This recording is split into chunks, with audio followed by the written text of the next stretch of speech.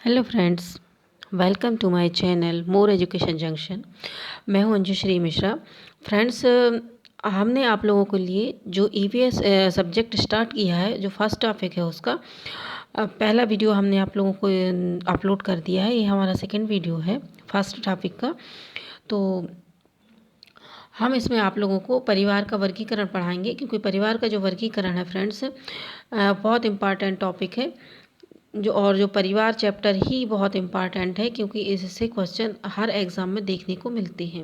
जो भी TET exam होते हैं, चाहे वो सी टेट हो या एमपी टेट या ऑल टेट, किसी भी टेट एग्ज़ाम में ये परिवार का जो चैप्टर है उसी से क्वेश्चन आते हैं। तो चलिए हम स्टार्ट करते हैं फ्रेंड्स। इसको बहुत ध्यान से सुनना और इसको मनन करना, क्योंकि इससे जो हमको याद नहीं करने की ज़रूरत नहीं है इस चैप्टर को, बस इसको समझने की आवश्यकता है। तो चलिए स्टार्ट करते हैं। परिवार का वर्गीकरण। फ्रेंड्स, परिवार का जो वर्गीकरण होता है वो दो तरह से होता है। एक होता है हमारा संयुक्त परिवार और दूसरा होता है हमारा एकल परिवार। ठीक है फ्रेंड।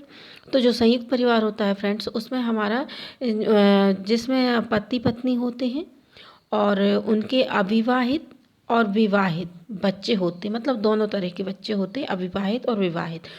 और उन जो विवाहित बच्चे रहते हैं, उनकी पत्नियां और उनके बच्चे, चाचा चाची, ताऊ ताई, दादा दादी आदि का समावेश होता है।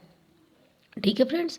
या हम यह कह सकते हैं कि वह परिवार जिसमें 3 या 3 से अधिक पीढ़ियां एक साथ निवास करती हैं उसे संयुक्त परिवार कहते हैं। ठीक है। तो 3 या 3 से यह भी आ सकता है कि संयुक्त परिवार है जिसमें 3 या 3 से अधिक पीढ़ियां एक साथ रहती हैं, 4 या 4 से अधिक पीढ़ियां एक साथ रहती हैं। ठीक है। या 2 या 2 से अधिक पीढ़ियां एक साथ रहती हैं, केवल एक ही पीढ़ी एक साथ रहती है। ठीक है। तो ऐसे क्वेश्चन आप लोगों को बनते हैं, क्योंकि संयुक्त परिवार है तो संयुक्त परिवार में 3 या 3 से अधिक पीढ़ियां होती हैं। 3 क्यों बोला है फ्रेंड्स? तो देखिए, एक दादा दादी हो गए, फिर मम्मी पापा हो गए और फिर उनके बच्चे हो गए, तो ये तीनों पीढ़ियां एक साथ होंगी। ठीक है। उसी को ही संयुक्त परिवार कहते हैं। उससे अधिक भी पीढ़ियां हो सकती हैं। ठीक है फ्रेंड्स। तो इसलिए 3 बोला गया है कि 3 या 3 से अधिक पीढ़ियां। ओके, इतना समझ में आया आप लोगों को? फ्रेंड्स, जो एकल परिवार है इसमें सिर्फ पति पत्नी और बच्चे होते हैं, उसे एकल परिवार कहा जाता है, जिसमें पति पत्नी हो और उनके बच्चे हों, विवाहित या अविवाहित। ठीक है। चलिए हम इसका स्वरूप देख लेते हैं फ्रेंड्स, कि इसका स्वरूप कैसा होता है या कितने प्रकार के होते हैं। ठीक है, क्या स्वरूप होता है, कितने सदस्य होते हैं। तो चलिए इसको बहुत अच्छे से आप लोगों को सुनना है। चलिए, तो सबसे पहला इसका है, देखिए फ्रेंड्स, वंश परंपरागत संयुक्त परिवार। वंश तो आप समझते हो। ठीक है। एक नाम रहता है कि हाँ, इस मेरे वंश मेरे और उसका जो परंपरा है, जो परंपरागत चली आ रही है एक पीढ़ी से दूसरी पीढ़ी। ठीक है। तो वंश परंपरागत संयुक्त परिवार। तो जब वंश परंपरा से संबंधित 2 युगल एक साथ रहते हैं। ठीक। युगल का मतलब क्या होता है फ्रेंड्स? दंपत्ति या पति पत्नी। ठीक। तो 2 युगल जो है वो एक साथ रहते हैं। जैसे माता पिता हो गए, एक युगल हो गया। अब वह अपने विवाहित पुत्र या विवाहित पुत्री के साथ रहते हैं, तो उसे हम बोलते हैं वंश परंपरागत संयुक्त परिवार। ठीक। तो इसमें माता पिता हो गए और उनके विवाहित पुत्र या विवाहित पुत्री।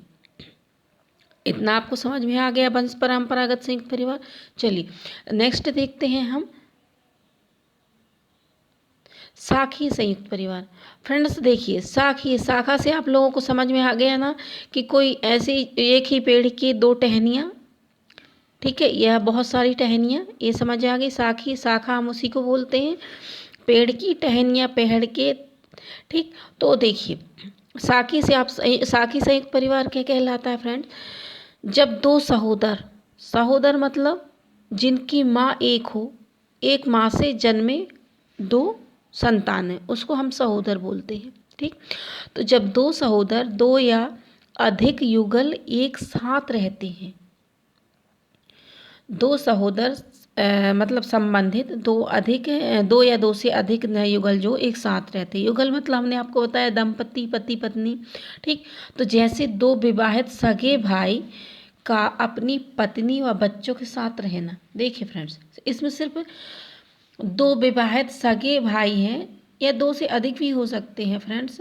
ठीक, दो सगे भाई होना चाहिए। ठीक, सगे भाई बहन वह अपनी पत्नी और बच्चों के साथ रहते हैं, उसे ही हम साखी परिवार कहते हैं। साखी मतलब एक माता पिता की दो संतानें, या एक माता पिता की दो या दो से अधिक संतान है।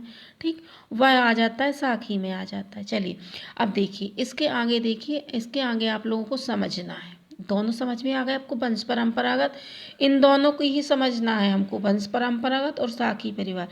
आगे तो हमको उसमें कुछ ऐड करना होगा। ठीक, चलिए देखते हैं। अनुपूरित साखीय परिवार। देखिए फ्रेंड्स, इसमें आ गया अनुपूरित। अनुपूरित का मतलब होता है फ्रेंड्स जो पूर्ण नहीं हो। अनुपूरित का मतलब होता है जो पूरा नहीं हो। ठीक, तो साखी परिवार हमको समझ में आया, हमने पढ़ा साखी परिवार, और उसमें अनुपूरित और जोड़ दिया। अनुपूरित और साखी परिवार, तो सुनिए, ऐसे साखी संयुक्त परिवार, ठीक है, जिसमें तलाकशुदा, विधवा या अविवाहित सदस्य भी साथ रहते हैं। तो देखिए फ्रेंड्स, साखी हमको समझ में आ गया कि दो भाई, सगे भाई जो हैं वह अपनी पत्नी और बच्चों के साथ में रहते हैं, वह उस परिवार को हम साखी परिवार कहते हैं। लेकिन हमने उसी में तीन चीज़ें और मिला दी, या तो कोई तलाकशुदा, विधवा या अविवाहित सदस्य भी साथ में रहता है साखी परिवार के, तो उसे अनुपूरित साखी परिवार कहते हैं। जैसे विवाहित भाइयों के साथ उनकी विधवा माँ या विधुर पिता या अविवाहित सहोदर भाई या बहन रहते हैं, उसे हम अनुपूरित साखी परिवार कहते हैं। ठीक, इतना हो गया। देखिए फ्रेंड्स, सबसे पहले हमें अपने कॉन्सेप्ट क्लियर रखना होगा। ठीक, कॉन्सेप्ट हमारे क्लियर रहेंगे तो वो चीज़ हम एग्ज़ाम में हम उसको ईजिली कर सकते हैं। ठीक, नहीं तो हम कंफ्यूज रहेंगे, इसलिए हमें कोई कंफ्यूजन नहीं रखना है किसी भी तरीके से। पढ़ने में कोई कंफ्यूजन नहीं, जो एक बार समझ में नहीं आया उसको बार बार समझो, इतना समझो जब तक समझ में ना आ जाए। ठीक है, चलिए देखिए, साखी हो गया हमारा। अब देखिए अनुपूरित वंश परंपरागत। देखिए फ्रेंड्स, हमने वंश परंपरागत संयुक्त परिवार पढ़ चुके हैं हम। ठीक, वंश परंपरागत में हमने क्या पढ़ा था कि उसमें माता पिता हों और वह अपने विवाहित पुत्र या विवाहित पुत्री के साथ रहते हैं, उसे हम वंश परंपरागत संयुक्त परिवार कहते हैं। लेकिन इसमें क्या जुड़ गया है, अनुपूरित, जो पूर्ण नहीं है। तो अनुपूरित से मतलब कुछ ऐसे सदस्य होंगे जो तलाकशुदा होंगे, विधवा या विधुर संबंधी, किस क्या बोला इसमें, संबंधी। ठीक, संबंधी मतलब जो संबंध में है, जो परिवार का हिस्सा है। चलिए देखते हैं। पिता के विधुर भाई, पिता का विधुर भाई हो, वंश, क्योंकि वंश से भाई भी जुड़ा है। ठीक है, वंश परंपरागत संयुक्त परिवार, तो पिता का विधुर भाई या पुत्रवधू। पुत्रवधू मतलब पुत्र की, बेटे की पत्नी। ठीक, और अविवाहित भाई या बहन।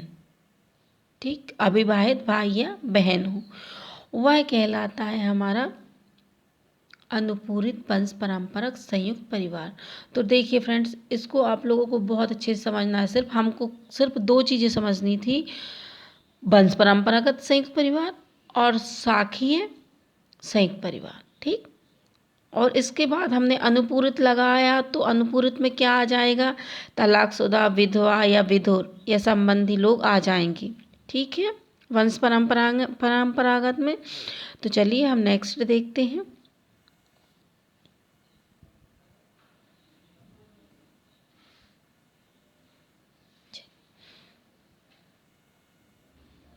फ्रेंड्स, अब देखिए वंश परंपरागत हमने पढ़ा। अब देखिए वंश परंपरागत साखी संयुक्त परिवार, तो दोनों मिल के आ गए, वंश परंपरागत भी आ गया और साखी भी आ गया। ठीक है, तो ये दोनों परिवार इकट्ठे रहेंगे। अब देखिए एक साथ रहेंगे वंश परंपरागत और साखी परिवार।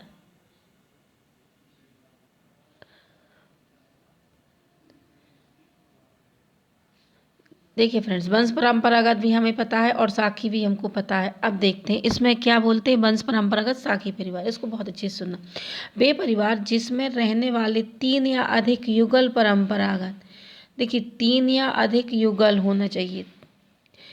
युगल वंश परंपरागत या साखी रूप में परस्पर संबंधित हो। इसमें क्या बोल दिया, 3 से अधिक युगल वंश परंपरागत में या साखी परिवार में एक साथ संयुक्त रूप से परस्पर रहते हैं। देखिए इसमें कौन कौन होंगे, अपने माता पिता, अपने 2 या अधिक अविवाहित बेटों तथा उनके अविवाहित बेटों के साथ रहते हों। तो इसमें 3 पीढ़ियां हो गई, ठीक है, और 3 युगल भी हो गए, माता पिता हो गए, 2 या 2 से उनके अविवाहित बच्चे, विवाहित बच्चे भी हुए, और उन विवाहित बच्चों के अविवाहित बेटे के साथ में रहते हों। वह कहलाता है वंश परंपरागत साखी संयुक्त परिवार। ठीक, चलिए अब इसको भी थोड़ा सा आगे देखते हैं हम। इसमें अनुपूरित और लग गया है फ्रेंड्स, ये देखिए अनुपूरित लग गया। हमने पढ़ा वंश परंपरागत साखी संयुक्त परिवार, इतना पढ़ लिया, लेकिन इसमें अनुपूरित लग गया। अनुपूरित का मतलब होता है वही कि कोई विधवा, विधुर या अविवाहित लोग साथ में रहते हैं परिवार की। ठीक, तो चलिए इसको देखते हैं।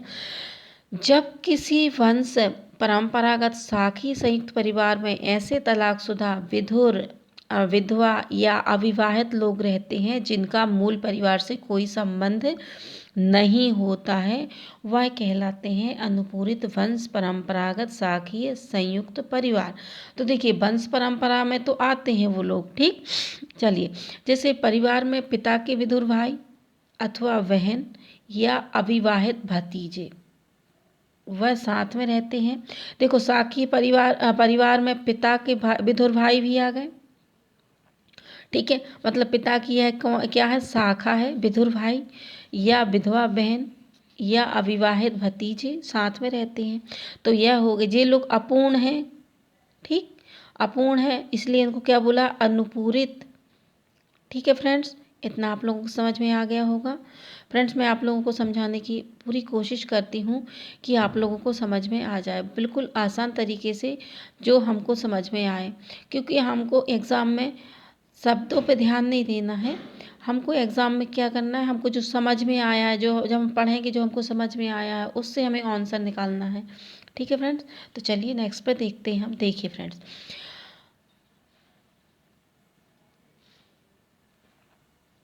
तो हमने इतना पढ़ लिया अनुपूरित परिवार। देखिए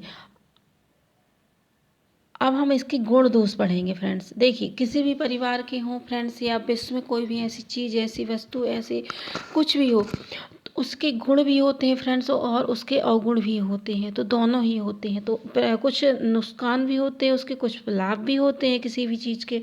ठीक है, तो वैसे हमारा जो संयुक्त परिवार है फ्रेंड्स, इसके हमें लाभ भी हैं और कुछ हानियाँ भी हुई हैं इनसे, संयुक्त परिवार से।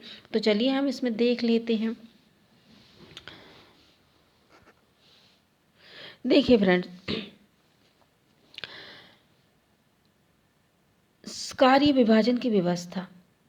ठीक है, सबसे पहला इसका गुण है कार्य विभाजन की व्यवस्था। देखिए फ्रेंड्स, जब संयुक्त परिवार है, ठीक है, बड़ा परिवार है, ठीक, तो संयुक्त परिवार में क्या होता है, कार्य विभाजन के सिद्धांत का लाभ पाया जाता है। जैसे एकल परिवार में एक ही व्यक्ति को बहुत से कार्य संपादित करने पड़ते हैं अकेले। ठीक है, लेकिन संयुक्त परिवार में परिवार का प्रत्येक सदस्य अपनी योग्यता अनुसार कार्य करता है। ठीक, सभी सदस्यों के बीच कामों में को बांट दिया जाता है। इससे कार्यों के संपादन में आसानी होती है और साथ ही आर्थिक लाभ भी होता है, क्योंकि एक से अधिक सदस्य जब वह काम करेंगे तो वह जल्दी भी कर लेंगे, समय पर कार्य हो जाएगा उनका और उनको लाभ भी होगा। ठीक है, तो इसलिए कार्य विभाजन की व्यवस्था का गुण उसमें संयुक्त परिवार में पाया जाता है। ठीक, अब नेक्स्ट देख लेते हैं सामाजिक जीवन का विकास। सामाजिक जीवन का विकास, देखिए फ्रेंड, तो सामाजिक व्यवस्था का छोटा स्वरूप होता है हमारा परिवार। ठीक, तो संयुक्त परिवार एक तरह से छोटे पैमाने पर सामाजिक व्यवस्था है। परिवार की संपत्ति पर सबका अधिकार बराबर होता है और सबकी ज़रूरतों का ध्यान दिया जाता है। जो मुखिया होता है वह सबकी आवश्यकताओं, ज़रूरतों का ध्यान देता है। ठीक है, तो संयुक्त परिवार में योग्यता अनुसार काम और आवश्यकता अनुसार सुविधा का सिद्धांत पाया जाता है। ठीक, तो इससे सामाजिक जीवन का क्या होता है, विकास होता है। नेक्स्ट देख लेते हैं फ्रेंड्स हम सामाजिक सुरक्षा। सामाजिक सुरक्षा में क्या होता है फ्रेंड्स कि संयुक्त परिवार सामाजिक बीमा का भी काम करता है। संयुक्त परिवार क्या करता है, सामाजिक बीमा का काम करता है। जैसे परिवार में बड़े बूढ़े बुजुर्ग लोग होते हैं, पीड़ित, बीमार और जो बेकार सदस्यों का भी भरण पोषण हो जाता है। बेकार सदस्य मतलब जो कोई काम नहीं करते हैं, जो पीड़ित हैं, है ना, उनका भरण पोषण हो जाता है। ठीक, उनकी देखभाल हो जाती है। ठीक है, इससे सदस्यों को भिक्षावृत्ति या आत्महत्या जैसी कुरीतियों का शिकार नहीं होना पड़ता है। ठीक है ना फ्रेंड्स, तो यह उनको सामाजिक सुरक्षा भी मिलती है फ्रेंड्स, परिवार की सुरक्षा भी मिलती है। ठीक, चलिए नेक्स्ट देखते हैं हम आर्थिक बचत। तो फोर्थ हमारा आर्थिक बचत है। देखिए, संयुक्त परिवार में आर्थिक बचत होती है। अलग अलग परिवार रहने से भिन्न भिन्न मदों पर खर्च बढ़ जाता है। ठीक है ना, अब जब अलग अलग परिवार रहेगा तो बहुत से ऐसे मद होंगे, उसमें खर्चा बढ़ेगा, रहने में, मकान में, इन सब चीज़ों में, भोजन में। ठीक, तो खर्चा बढ़ता है। इस प्रकार जो संयुक्त परिवार में गृह व्यवस्था में मितव्यता आती है, मतलब गृह व्यवस्था में कमी आती है, क्योंकि भोजन और निवास एक ही जगह पर होता है, इसलिए खर्च की बचत होती है। संयुक्त परिवार में कम खर्च होता है। ठीक है फ्रेंड्स, अलग अलग खर्च होने की वजह से, जैसे 3 दंपत्ति एक साथ रहते हैं, ठीक है, तो उनका खर्च, एक ही मकान में रहेंगे, निवास में रहेंगे, तो उनका एक ही रसोई में भोजन बनेगा। ठीक, तो उसमें क्या होगा, खर्च की कमी आएगी। और यही 3 दंपत्ति अलग अलग उसमें रहेंगे मकान में, तो उसका खर्चा रहेगा, खाना पीना, रहने, कपड़े, इन सब चीज़ों की व्यवस्थाओं में खर्च अधिक हो जाएगा। चलिए देखते हैं फिफ्थ में सामान्य हितों की रक्षा। तो जो परिवार होता है, तो इसमें क्या है, परिवार में हमारे जो सामान्य हित होते हैं उसकी भी रक्षा होती है। चलिए नेक्स्ट देखते हैं पारिवारिक परंपराओं की रक्षा। नेक्स्ट है हमारा पारिवारिक परंपराओं की रक्षा। तो फ्रेंड्स देखिए, परिवार में जो हमारे जो परंपराएं हैं, जो संस्कृतियां हैं, वह एक पीढ़ी से दूसरी पीढ़ी तक हस्तांतरित होती हैं, इसलिए जो है पारिवारिक परंपराओं की रक्षा होती है। ठीक है, क्योंकि परंपराओं को वो एक पीढ़ी से दूसरी पीढ़ी में हस्तांतरित होंगी। जैसे दादा की पापा को मिली, पापा को बेटे को मिली। ठीक है, तो इस प्रकार की जो परंपराएं होती हैं उनकी रक्षा होती, सभी लोग अपनी परंपराओं संस्कृतियों को जानते पहचानते हैं परिवार में। ठीक, चलिए नेक्स्ट देखते हैं पारिवारिक धन का समान वितरण। तो वही है कि बहुत से लोग होते हैं, तो सभी लोगों को परिवार में जो धन होते हैं, जो संपत्ति होती है, सब उसका समान वितरण होता है परिवार में, सभी के बराबर बराबर। ठीक, नेक्स्ट देखते हैं बच्चों का समुचित पालन पोषण, देखभाल एवं विकास।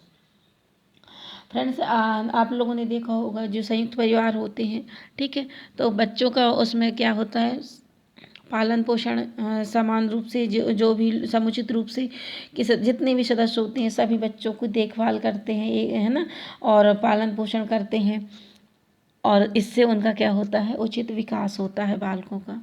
ठीक है, नेक्स्ट देखते हैं बुजुर्गों के ज्ञान, अनुभव, उपदेश, निर्देश आदि का लाभ। तो देखिए फ्रेंड्स, जो हमारे परिवार में, संयुक्त परिवार में जो बुजुर्ग लोग रहते हैं, ठीक है, तो उनको बहुत नॉलेज होता है, बहुत ज्ञान होता है, अनुभव होता है जीवन का। ठीक है, तो उसके आधार पर वह हमको क्या देते हैं, शिक्षा देते हैं, उपदेश देते हैं, ज्ञान देते हैं, जिसका हमें हमारे जीवन में क्या मिलता है, लाभ मिलता है। आप लोगों ने देखा होगा। ठीक है फ्रेंड्स, तो चलिए नेक्स्ट देखते हैं आदर्श नागरिकों का, नागरिक गुणों का विकास। तो फ्रेंड्स, संयुक्त परिवार में रहने वाले सदस्यों को नागरिक विकास के अधिक अवसर मिलते हैं। ठीक है, जिससे परिवार में एक साथ रहने से उनमें त्याग, प्रेम, सहिष्णुता तथा सहयोग आदि का गुण विकसित होते हैं उनमें। ठीक है, तो वो प्रेम, त्याग, सहिष्णुता, ये सब गुण उनमें विकसित होते हैं और यह आगे चल के यही गुण क्या होते हैं, सामाजिक जीवन के लिए अच्छे होते हैं।